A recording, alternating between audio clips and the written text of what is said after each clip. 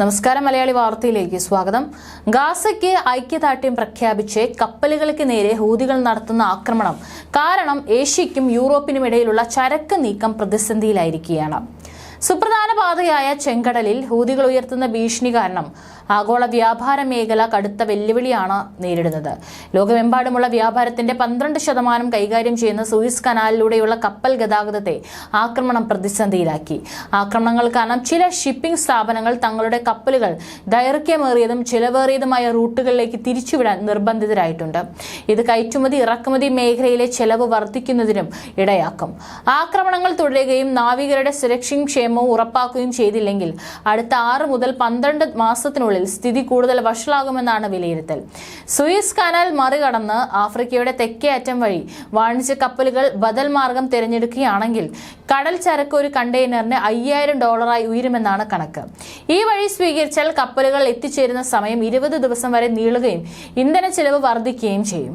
Mediterranean കടലിനെയും ചെങ്കടലിനെയും ബന്ധിപ്പിക്കുന്ന Suess canal ലോകത്തിലെ ഏറ്റവും പ്രധാനപ്പെട്ട ജലപാതകളിൽ ഒന്നാണ്.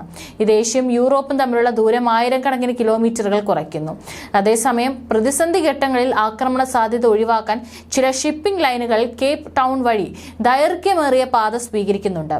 ഗാസയിലെ ഇസ്രായേൽ ആക്രമണത്തിനെതിരെ കഴിഞ്ഞ മാസം മുതൽ കപ്പലുകൾക്ക് നേരെ ഡ്രോണുകളും മിസൈലുകളും ഉപയോഗിച്ചുകൊണ്ടിരിക്കുന്ന യമൻ വിമതരെ ചെറുക്കുന്നതിന് നടപടി സ്വീകരിക്കുമെന്നും അമേരിക്ക വ്യക്തമാക്കിയിട്ടുണ്ട്.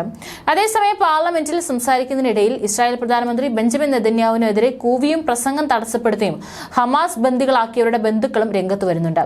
ബന്ദികളെ തിരികെ കൊണ്ടുവരുമെന്ന് നെതന്യാഹു പാർലമെന്റിൽ ഉറപ്പ് നൽകിയപ്പോൾ ഇപ്പോൾ എന്ന് ബന്ധുക്കൾ ഉറക്കെ പറഞ്ഞുകൊണ്ടിരുന്നു.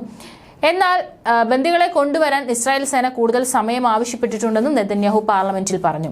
സൈനിക സമ്മർദ്ദമില്ലാതെ ഇതുവരെ 100-ലധികം ബന്ദികളെ മോചിപ്പിക്കുന്നതിൽ നമ്മൾ വിജയിക്കുമായിരുന്നില്ല. സൈനിക സമ്മർദ്ദമില്ലാതെ മുഴുവൻ ബന്ദികളെയും മോചിപ്പിക്കാനും നമുക്ക് സാധിക്കില്ല, നെതന്യാഹു പറഞ്ഞു. നവംബർ അവസാന വാരം ഖത്തറിന്റെയും ഈജിപ്തിന്റെയും മധ്യസ്ഥതയിൽ നടന്ന വെടിനിർത്തൽ ഉടമ്പടി പ്രകാരം ആകെയുള്ള 240 ബന്ദികളിൽ 100-ലധികം ആളുകളെ മോചിപ്പിച്ചിരുന്നു.